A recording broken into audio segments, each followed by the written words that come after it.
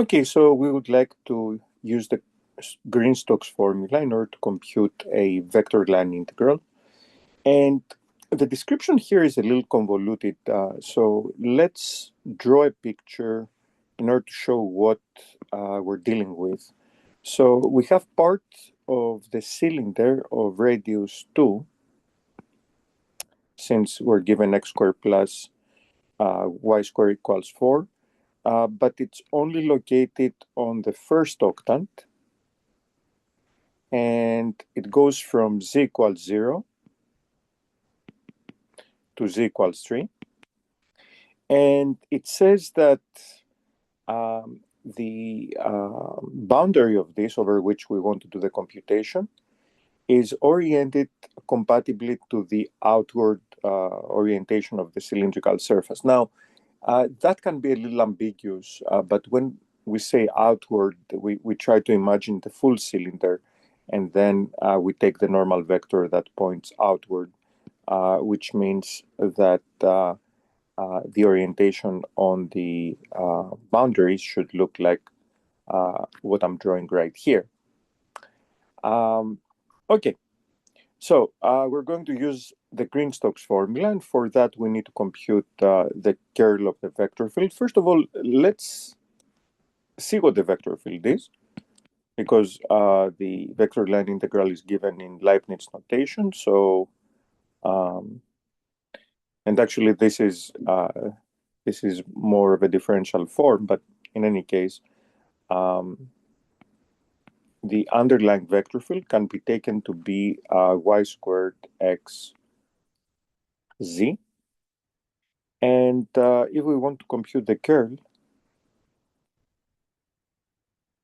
then that's the cross product of the gradient operator with f, which is going to be I j k del x del y del z y squared x z.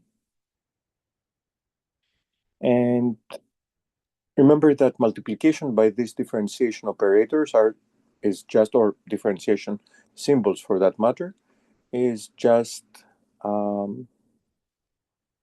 differentiation. So if we delete the first row and the first column, then we see that we have the partial derivative of z with respect to y minus the partial derivative of x with respect to z. None of them is non-zero, so both of them are zero, so we get 0. For the middle one, we delete the first row and the second column, and we take the partial derivative of z with respect to x minus the partial derivative of z with respect, or the partial derivative of y squared with respect to z. Both of them, again, are 0. And finally, we get something non-zero on the third component, because when we delete the first row and the last column, we have the partial derivative of x with respect to x, that's 1, minus the partial derivative of y squared with respect to y, that's 2y. There we go. So that's our curl.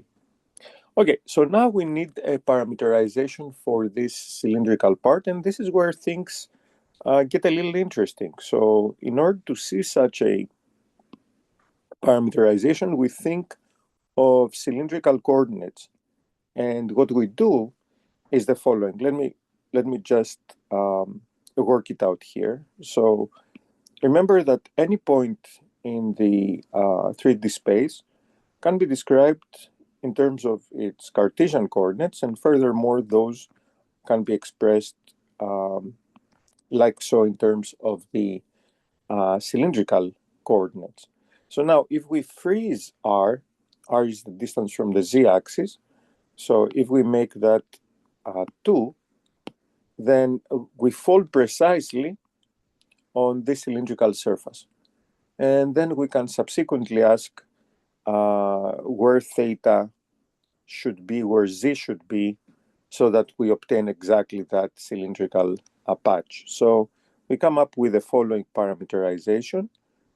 G of theta comma z is equal to 2 cosine theta, 2 sine theta comma z. And theta is going to run from 0 to pi over 2, because we are the whole thing projects onto the first quadrant. And z is going to run from 0 to 3 because that's the range that was given. So now we got everything. And of course, we need to compute the normal vector corresponding to this parameterization, which is g sub theta cross g sub z. And this is going to be minus 2 sine theta, 2 cosine theta, comma 0, cross 0, 0, 1. And that is going to give us I, j, k, minus 2 sine theta, 2 cosine theta, 0, 0, 0, 1. And we get 2 cosine theta on the first coordinate, delete the first row, delete the second column, we get minus 2 sine theta, plus the extra negative 1 because of the position, so 2 sine theta, and the last coordinate is 0. Now, the moment we get this normal vector, we need to ask ourselves if it's compatible with the orientation. Because to go back to the discussion about what our plan is here, what we want to do is compute this vector line integral. And basically, we say that by Green-Stokes formula, that's equal to the vector surface integral of the curl of f on the surface. And that's why we computed the curl. That's why we're computing a parameterization and its normal vector for that surface patch. And since this is a vector surface integral, we have to make sure that we keep track of the orientation. So if you look back here, we said that the orientation is the outward one. So how can we make sure that what we got here, this normal vector, subscribes to this orientation? If it doesn't, then we should multiply by negative 1. But the simple question is, does it? The usual trick here is to just compute it at a specific point. So if you compute it for theta equals 0, and let's say z equals 0, z is not does not explicitly appear here, but that's this point right here. And since you want the outward vector, you can easily see that here the outward vector should be on the x-axis pointing toward the positive x-axis. So if you plug in theta equals 0 to our formula, you will see that you get 2, 0, 0, and that's precisely a vector that points the right way, which means that this is correct. Okay, so we don't need to reverse anything. So all we need to do now is take our curl and compose it with the parameterization. Let's see what we get. So that would be the curl of f computed at cosine theta, sine theta, comma z. I'm sorry, there's a 2 here. I shouldn't forget that. So 2 sine theta, 2 cosine theta, 2 sine theta, comma z. And well, if we go back to the formula for the curl, which is right here, we can see that we only have y. Y is supposed to be replaced by 2 sine theta. So that will give us overall 0, 0, and 1 minus 2 sine theta. Actually, it's 4 sine theta. But,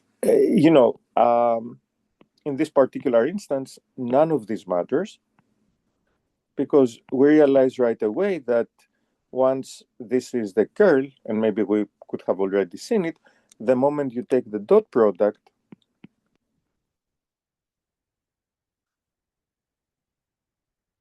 of this curl with a normal vector, everything goes away.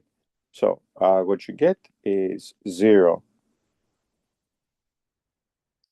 0, 1 minus 4 sine theta.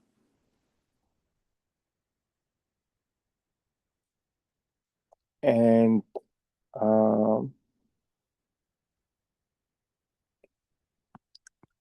dot with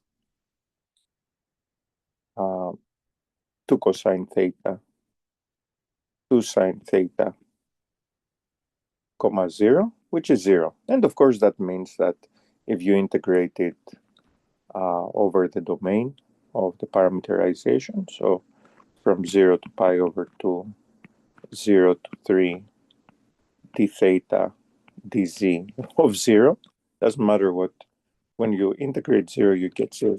And actually, it might be a good idea to ask if there is an interpretation for this. You see, the moment you get a curl, and it turns out that the curl has this form, think about it. What are the vectors that have this kind of coordinates? And you will realize that these vectors are perpendicular, so they're tangent to the cylinder at that point. So when you're interested in the flux that goes through this cylinder of the curl, that pretty much goes vertically. So it's nothing goes through in some sense. Okay, so those vertical vectors are perpendicular to the normal vectors that are that signify the through the surface direction. And of course, that fact shows that there's not going to be any um, throughput by the curl, and that justifies that we got 0. And that's all. Thanks for watching.